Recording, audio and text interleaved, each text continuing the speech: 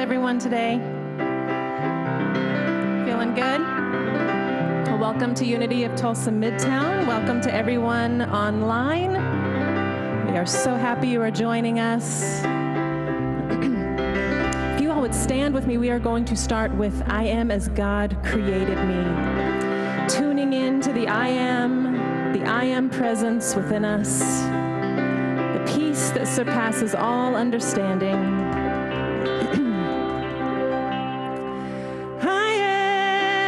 God created me. I am a light in this world. I am as God created me. I am as God created me. I am a light in this world. I am as God created me.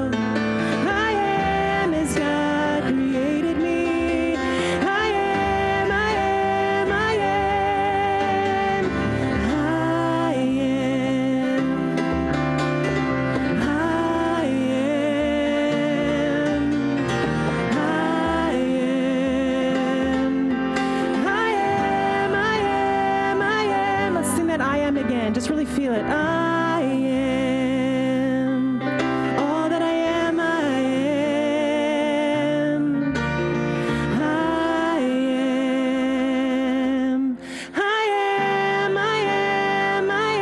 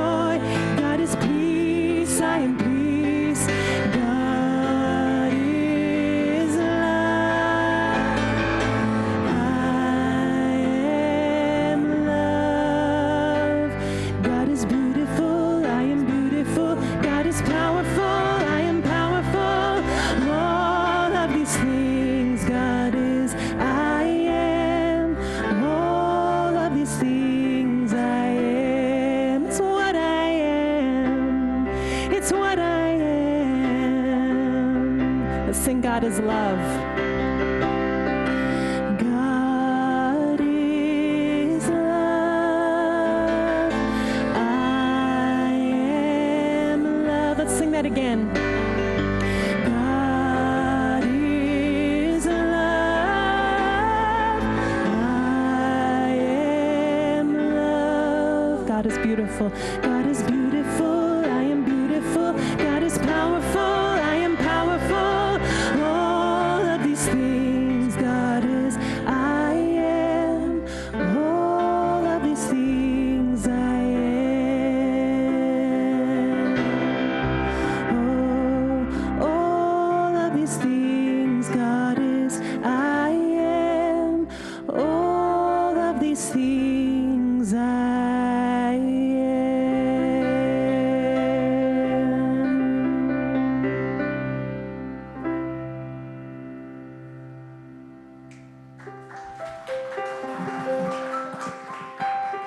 Well, good morning, everyone, and welcome to Unity of Tulsa-Midtown. We are so pleased that you have chosen to be with us today. And I can't believe it's August the 13th. I mean, August is half over, so time is flying by, and I hope that you designed a dream this week. I really liked that message, Rev Shanna, about design a dream. And time is flying, so we need to get busy designing our dreams, right? So, and we like to say, no matter who you are or where you are on your spiritual path, just know that you are welcome here. Some housekeeping things that we do every Sunday. Make sure that your cell phone is in the off position, if you would please. And then if you are new and with us for the first time, we have Connect cards.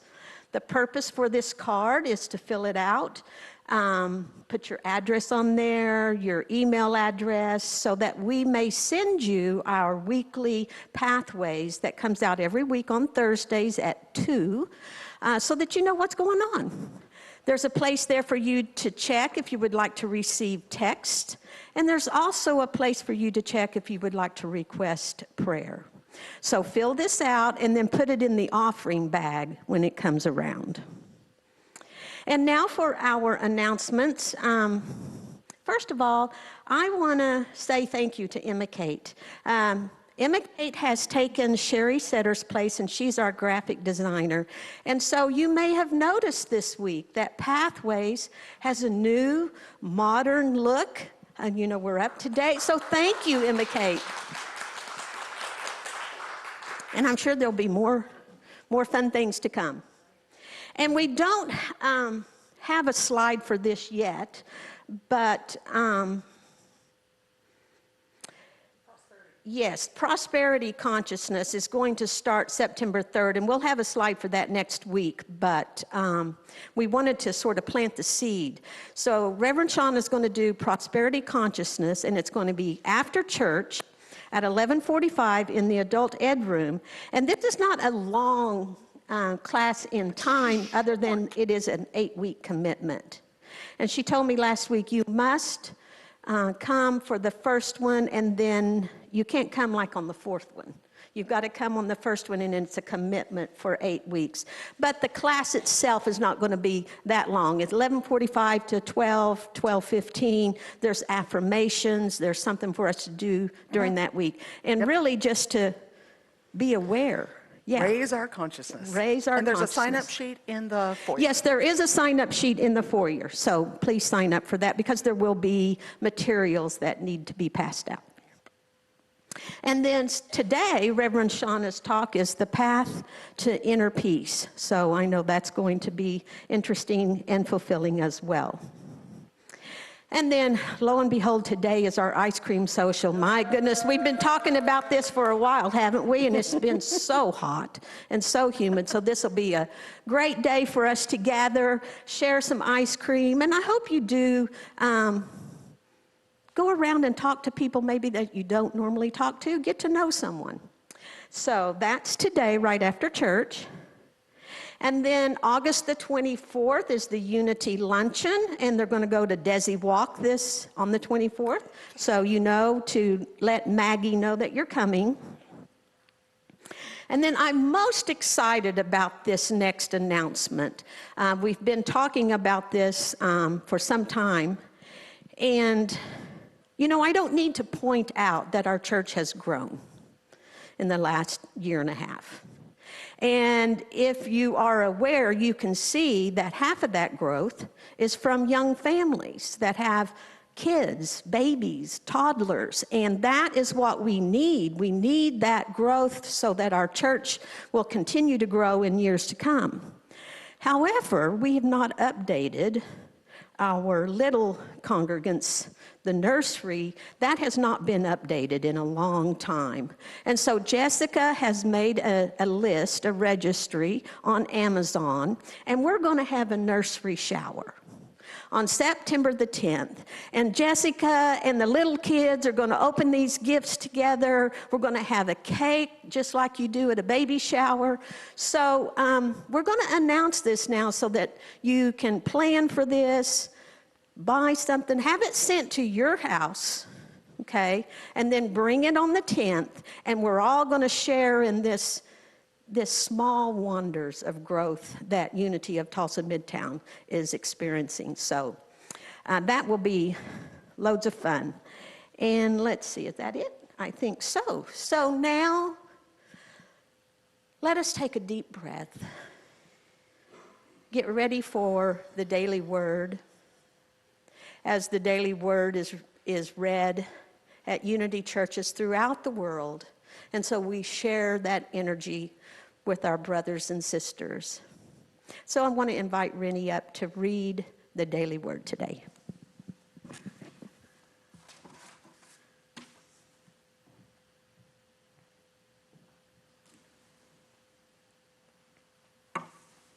Today's word is excitement. And let us all affirm together, I am an active participant in this exciting life.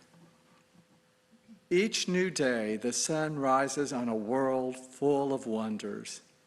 From the magnificence of the natural world to the many fascinating things there are to learn and the many displays of creativity that surround me, I can find so much to capture my interest and kindle my excitement. When I shrink from life, when my interest in exploration wanes, I can lose my zeal and passion. My involvement is the key. To regain my excitement, I become an active participant in life. I break out of comfortable habits and routines. I try new things and meet new people. If this is intimidating, I remind myself God is everywhere and in everyone. As I explore, I am opening myself to be more and more of the divine. And as my interest grows, a bigger world awaits me. Our scripture is from Psalm 150, verse 6. Let everything that breathes praise the Lord. Praise the Lord.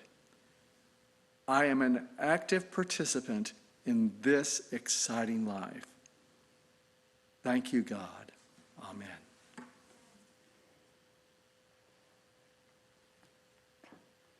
Thank you, Renny. Let's take that thought with us into meditation.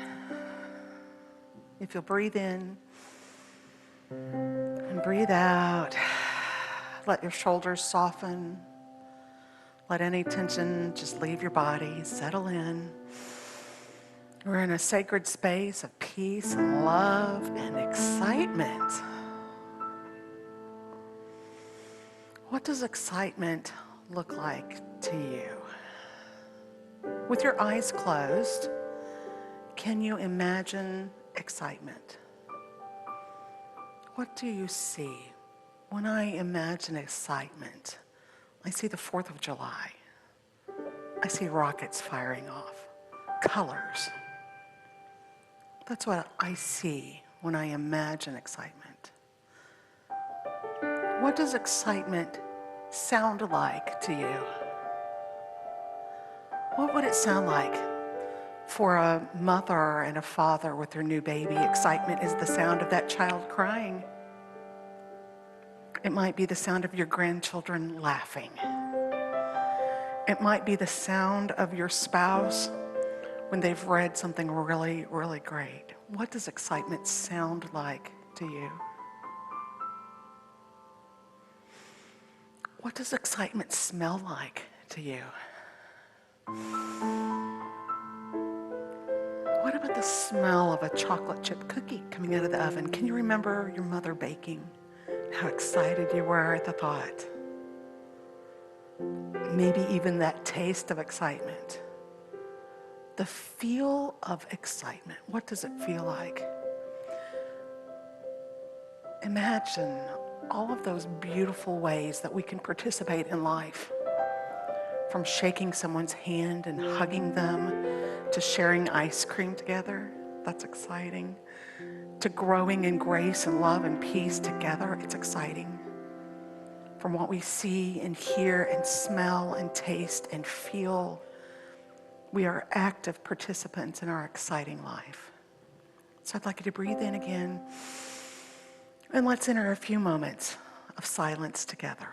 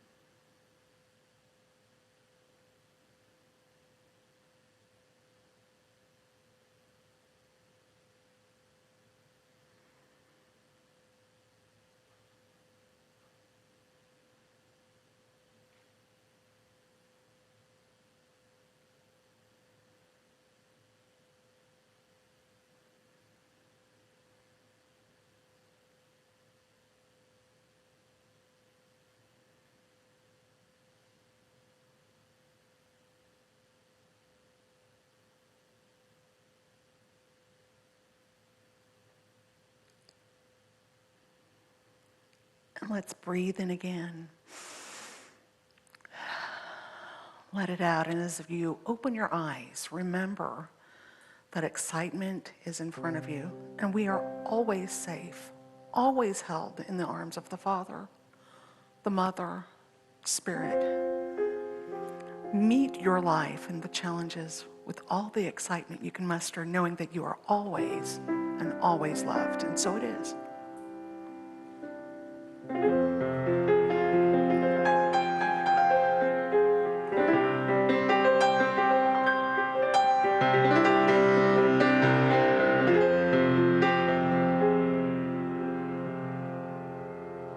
It's all about allowing peace within, an absolute surrender, so serenity begins. For when the storm subsided and calm becomes a way, it's all about allowing it to stay.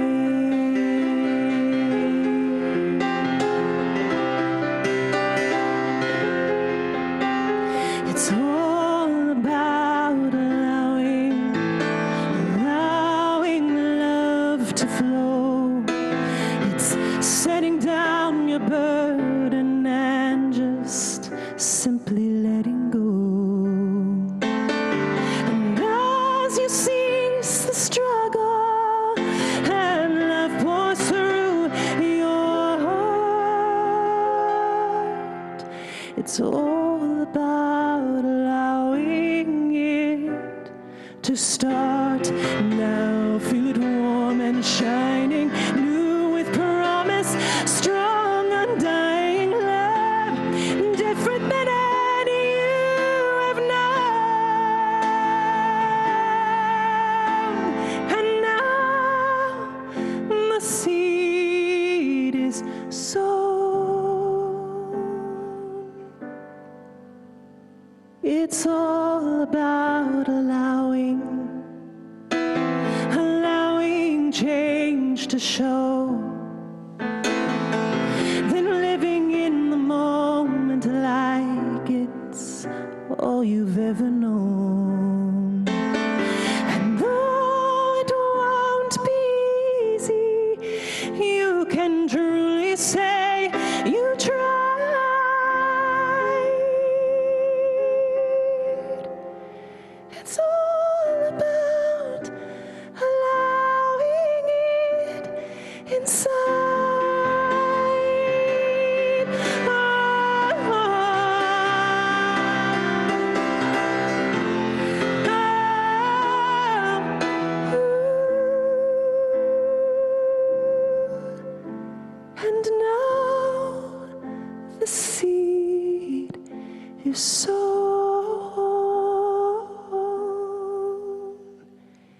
It's all about allowing peace within, an absolute surrender, so serenity begins. For when the storm subsided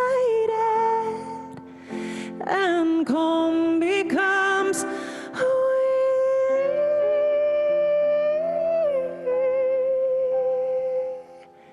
it's all about allowing it to stay.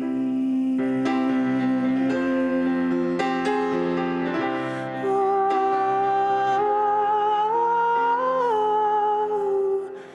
to stay.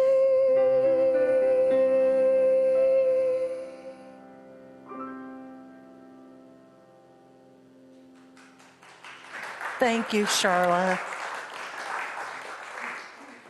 Thank you so much. I can tell you that, Sharla, the whole worship team here, the music team, we all are thankful that you allow us to help reach out and touch you. It's about that whole allowing, and allowing ministry and allowing kindness and allowing good things to happen.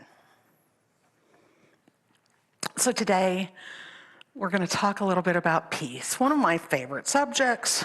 And obviously, it's a really favorite subject in Unity because every Sunday throughout this nation, almost every Unity church, almost every Sunday sings the peace song. But as is often the case, when we do things by routine or by rote, we might not actually, pay attention to what we're saying or doing. Have you ever driven down the road and gotten to the doctor's office or to pick up the kids or to the grocery store and you go, I don't even know how I got here. Wow. What do you know? Your mind's on autopilot sometimes, right? And that's good. That's good when we do that for self-hypnosis or meditation or prayer. We can go on to autopilot sometimes. But we're talking today about actively creating peace in our lives, how to create a peaceful life. So I want to know if you've ever really taken the time to listen to the words of the peace song. Let there be peace on earth and let it begin with me. Let there be peace on earth, the peace that was meant to be. That's a declaration of intent. That's a pretty powerful statement that says, things are going to be different because it's my choice to see the peace that's supposed to be here. Whose peace? With God as our Father, the song goes on, brothers all are we. Let me walk with my brother in perfect harmony. Okay. It's divine peace, children of God, walking together in peace. Who's walking together in harmony? How do you walk in harmony with someone who is inharmonious? Right? How do you walk in harmony with the grumpy people? Because we all have grumpy people in our life, right? All of us. Sometimes we are the grumpy people. Right? Are you the grumpy people at times? Yeah, totally, we are. How do you walk in harmony with someone who's inharmonious? Well, look at who's walking with you, okay? The walk of life and harmony isn't sideways, it's vertical. Where's your harmony? Where does it come from? It's vertical.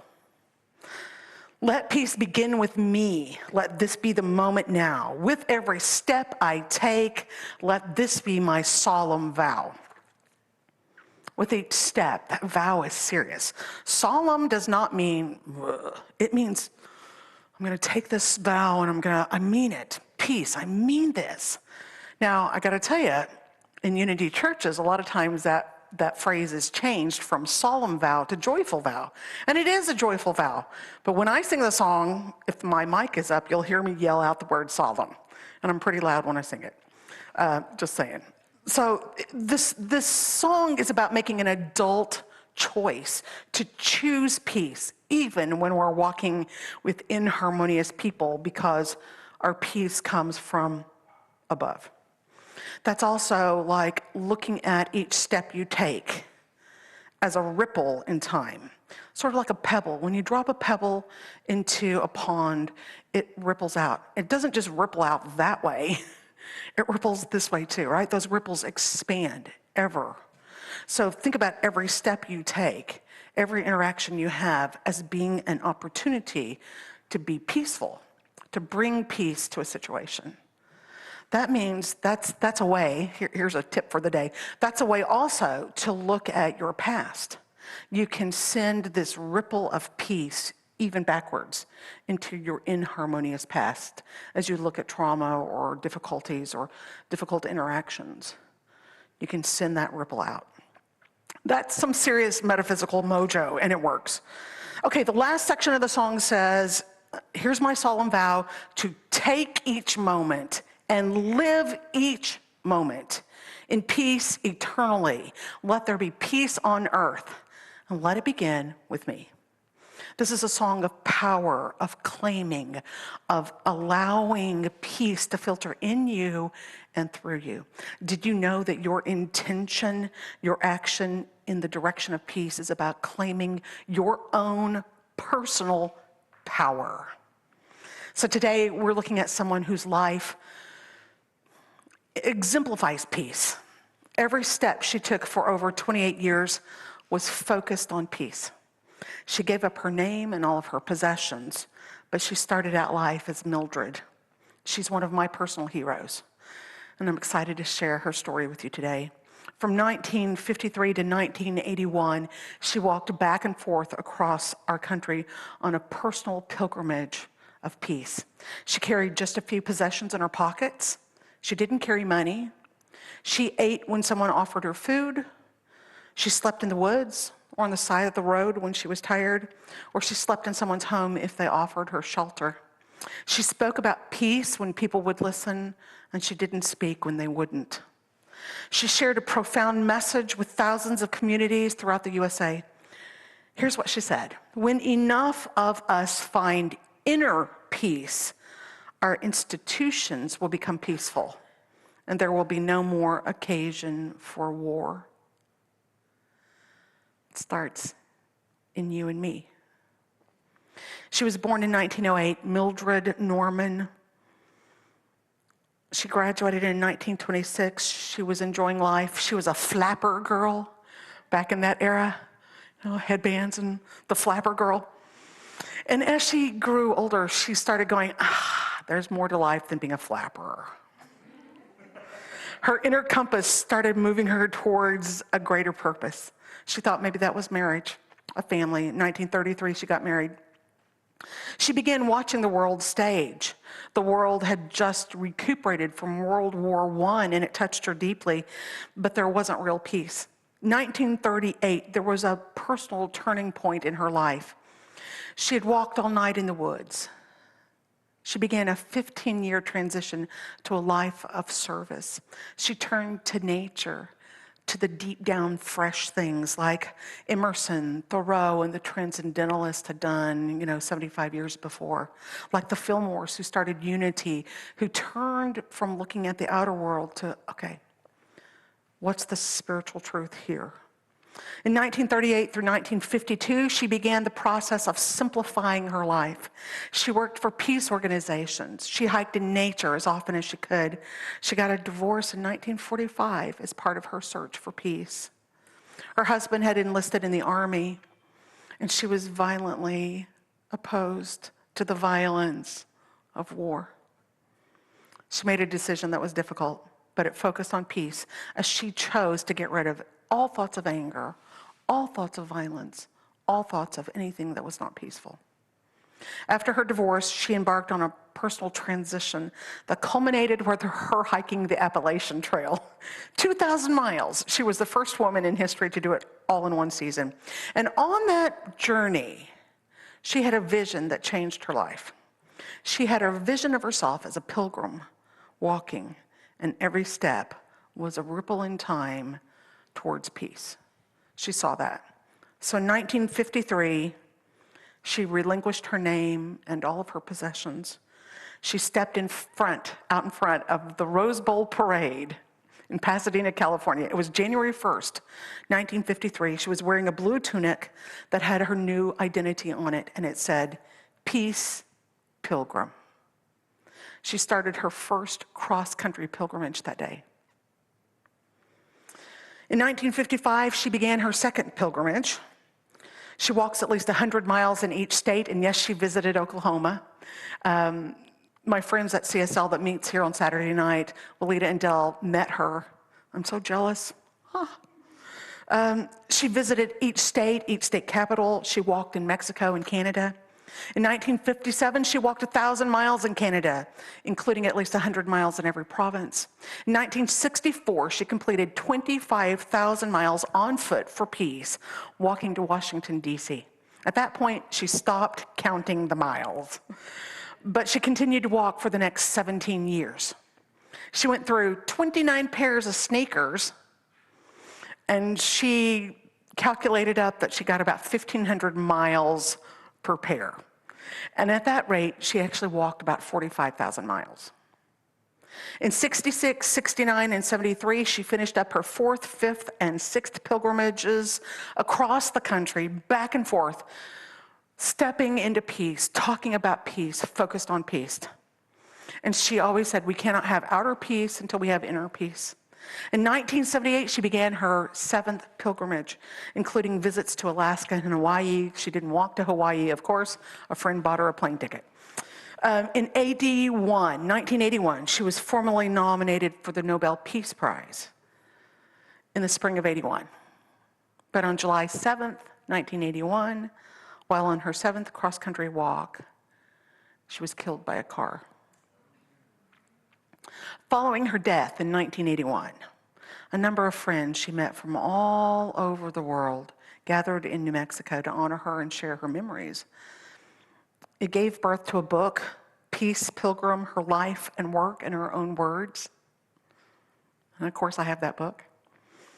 It also spawned a volunteer organization, the Friends of Peace Pilgrim, run by a board of directors, supported by donations. Along with free books, audios, video recordings, this is their most popular booklet, Steps Toward Inner Peace. It's been translated into 32 languages, and in the spirit of Peace Pilgrim, it's free.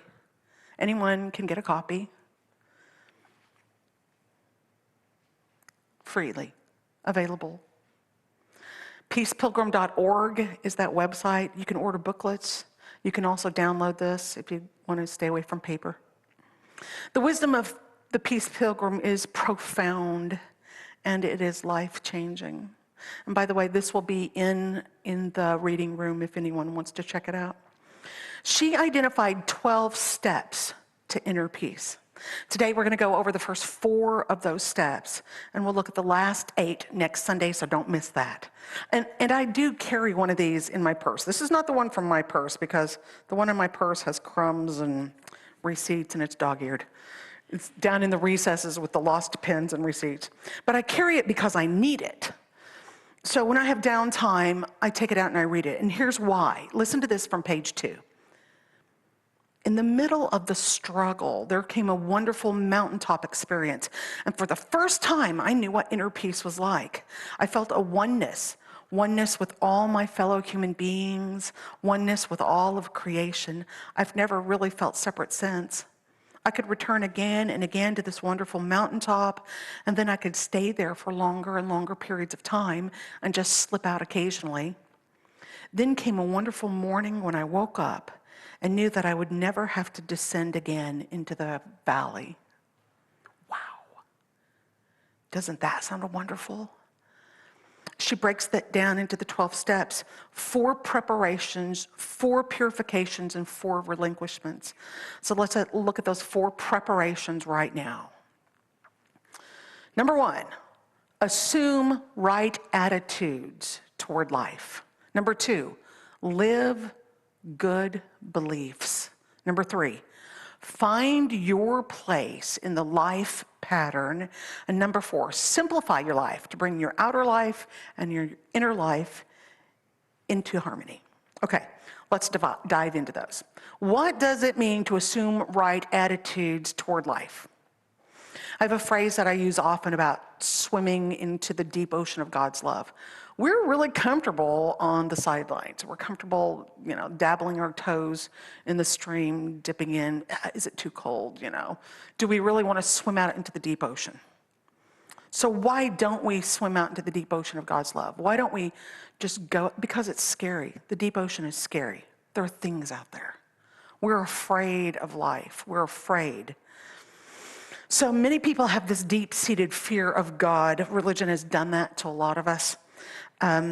When you begin to know divinity as all good, as pure good, as constantly good, as beneficial, as there for you to lead and guide and help, then you begin losing that fear of going into the deep. So swim out into the deep ocean of God's love. People have this fear of living really well because they don't believe they deserve it. Most people also have this deep fear of death because this idea of judgment and condemnation. What if we begin seeing God as always good all the time? Isn't that what we talk about? We need to share that with everyone we can. You begin to see your life as a process of returning and reclaiming your all good. That's what we're doing. You begin to see how your thoughts and your actions can help you and others return to that life of full goodness. And that's a way to assume the right attitudes toward life. Number 2, once we begin to rethink our way of seeing God as all good, then we can begin to live our good beliefs. If you believe something, then start doing it. You believe in peace and harmony, then stop arguing. This is a challenge for married couples. We know that. This is what Mark and I do. When we have an argument or when we have to discuss something, we'll say, let's hold hands. Because you're not going to argue when you're holding hands. Right? And we'll say, I need you to listen from your heart. And we know it's time for us to really actively participate. So, you believe that we're one? Then we're going to start using words of togetherness, not words of separation. Do you use your word to separate? Do you use your word to bring together? If you believe plastic is a problem, then stop using so much plastic. If you believe that water conservation is important, then turn the water off when you're brushing your teeth. How many of you leave the water on? Turn it off. If you believe water conservation is important, turn off the water. Simple little things. Start looking and going, what do I really believe? What good do I want to see? Then start practicing that good. Number 3, find your place in the life pattern. It's an amazing thing that we judge ourselves often more harshly than others judge us. And we know that others judge, right? We've all been on the receiving end of judgment. And yet, as mean as some people are, we're meaner to ourselves.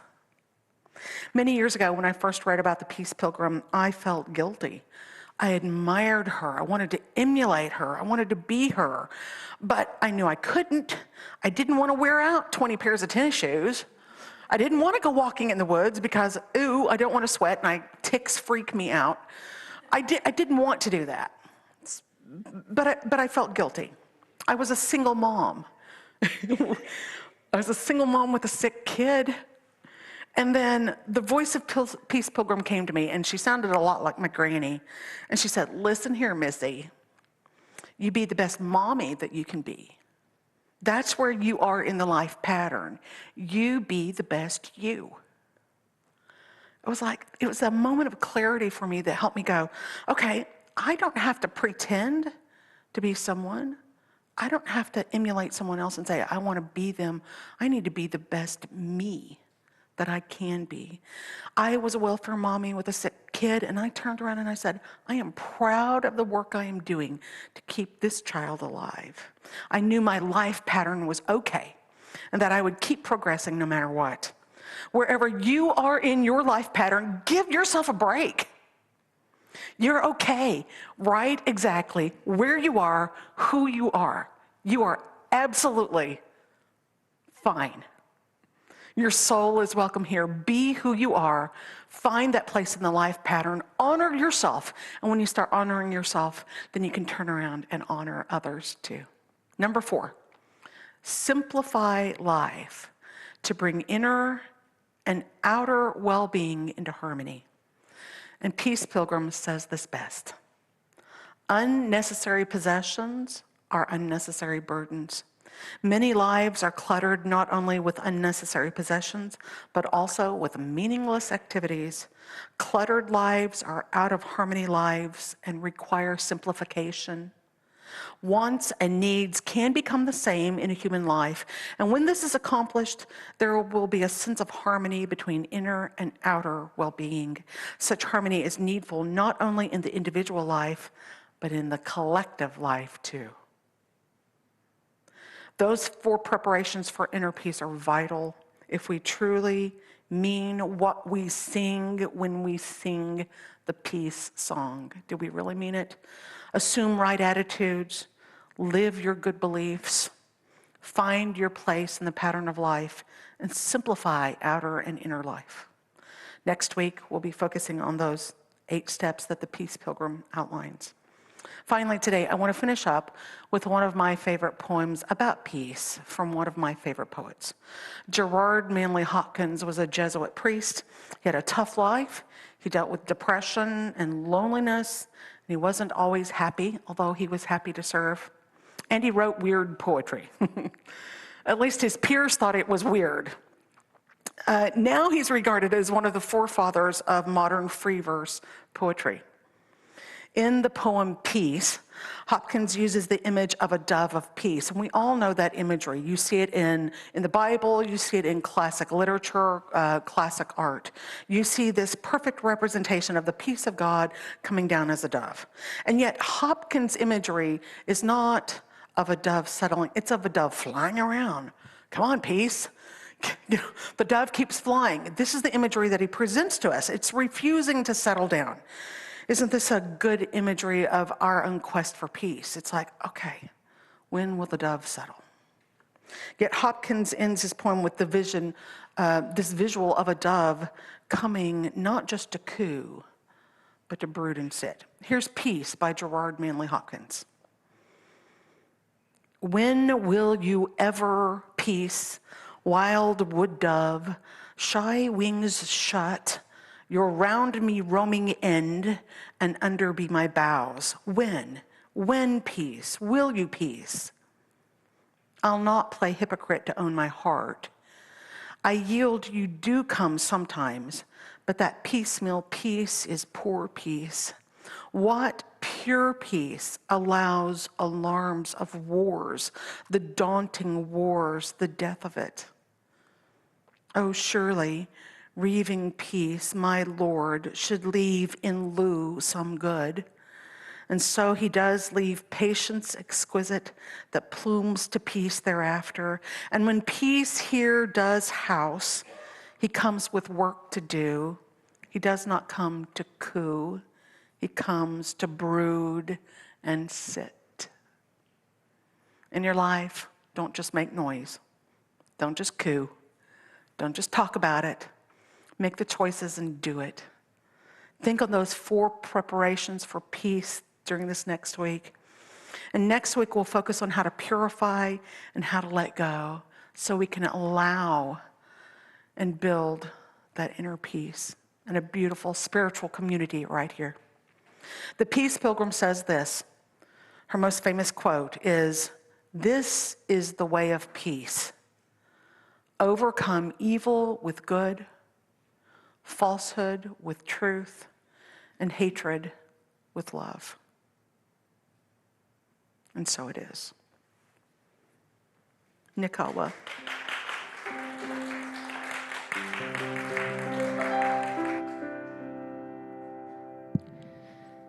God's love is deep within me, ever satisfying my soul. God's love is deep within me, ever satisfying my soul. Sing God's peace. Sing this with us. God's peace is deep within me, ever satisfying my soul. God's peace is deep within me,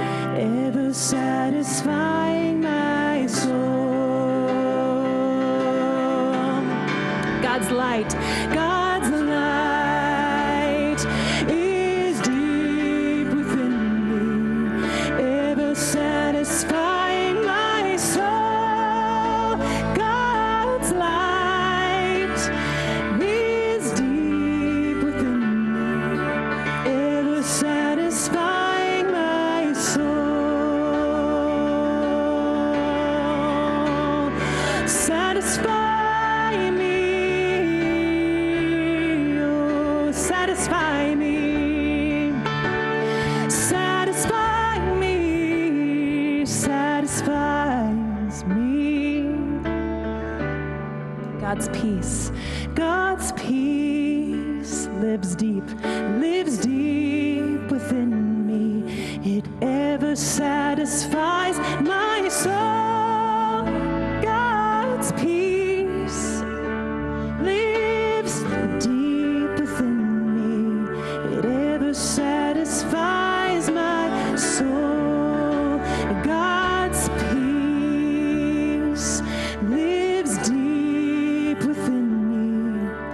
It ever satisfies my soul. God's peace lives deep within me. It ever satisfies my soul.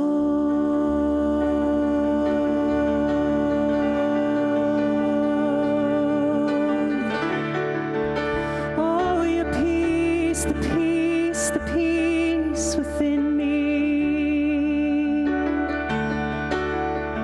It's growing, it's growing.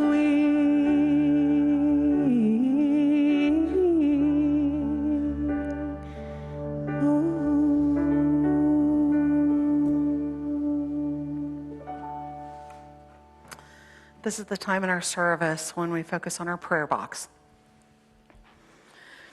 All of the prayers that enter this prayer box are anonymous. And anyone can put a prayer in. You can put a prayer in for someone else. And every one of those prayers stays here at our church for 30 days. They go into the prayer and meditation room with me on Wednesdays from 12 to 12:30, which, by the way, you're welcome to come meditate with me on Wednesdays. If you cannot take time off on a Wednesday, at noon on Wednesdays, often the tornado siren blows as a tester.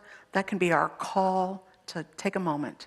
So every Wednesday at noon, take a moment and focus on a prayer and know that you're joining your heart and your thoughts with mine.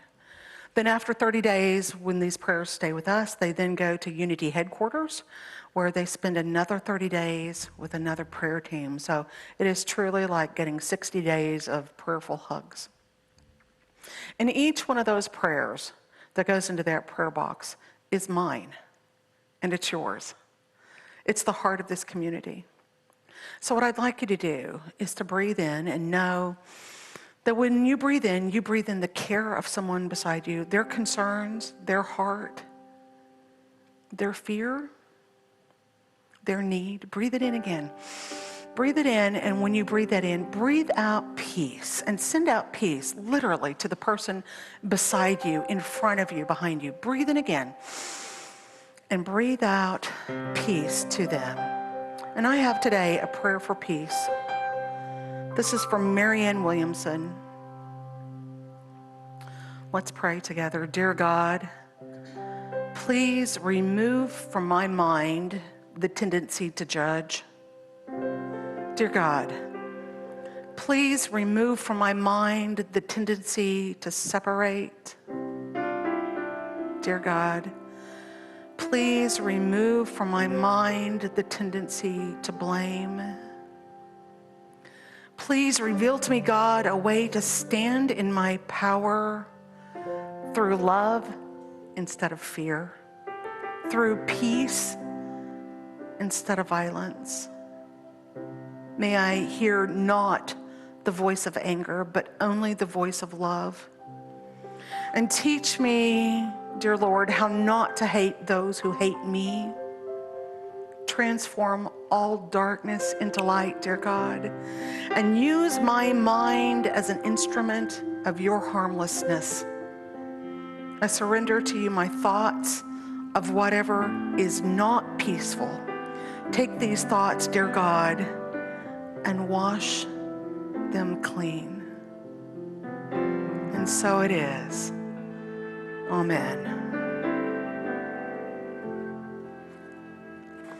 This is also a time in our service when we share our financial gifts. We create those love loops because it's in giving that we receive, and when we receive, we give.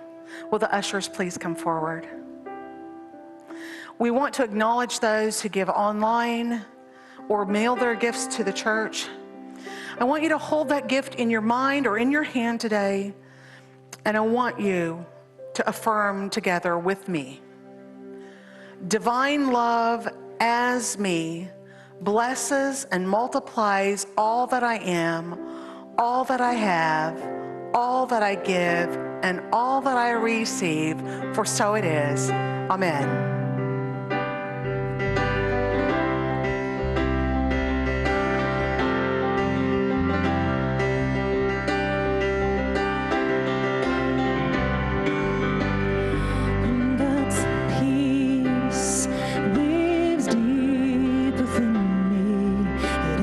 Satisfies my soul. God's peace lives deep within me. It ever satisfies my soul. My soul. My soul. We give and we receive as a spiritual community. Let's pray together again. Dear Father, Mother God, we join together in gratefully receiving all offerings of love. We bless them. We see them multiplied as they go forth to accomplish our collective mission of blessing and changing lives. We know that Spirit is the source of all we receive, all we give, and all we accomplish. Amen. I think we've got kiddos in the foyer. Let's say hi. I am walking in the light, in the light, in the light. We are walking in the light of God.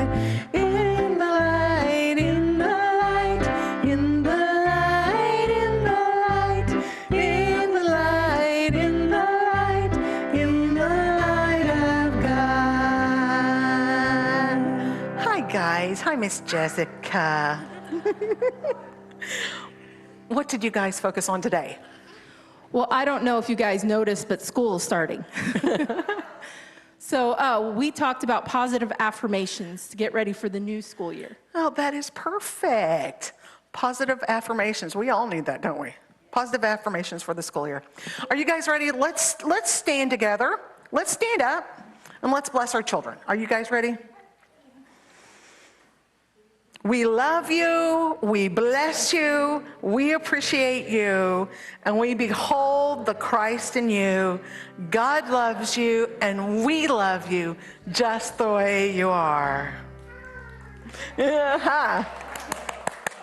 There we go, that's our congregation. We love you, we bless you, we appreciate you, and we behold the Christ in you. God loves you, and we love you. Just the way you are. Wonderful. Thank you guys so much. Tell you what, let's do. We're going to sing our peace song, and today, let's really, really mean it. Are you ready?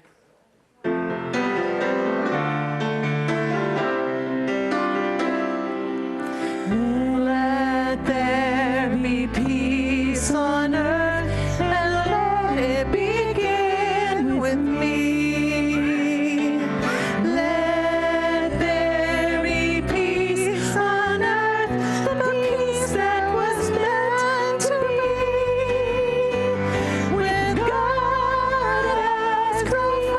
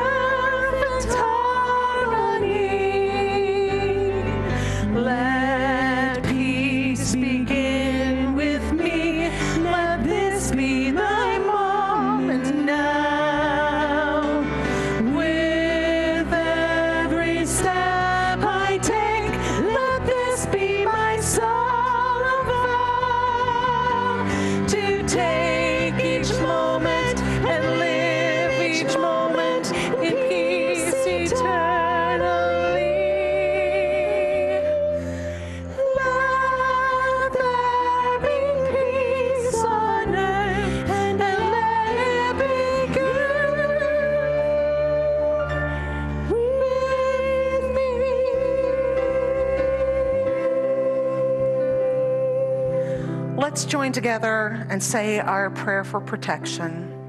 The light of God surrounds us. The love of God enfolds us. The power of God protects us.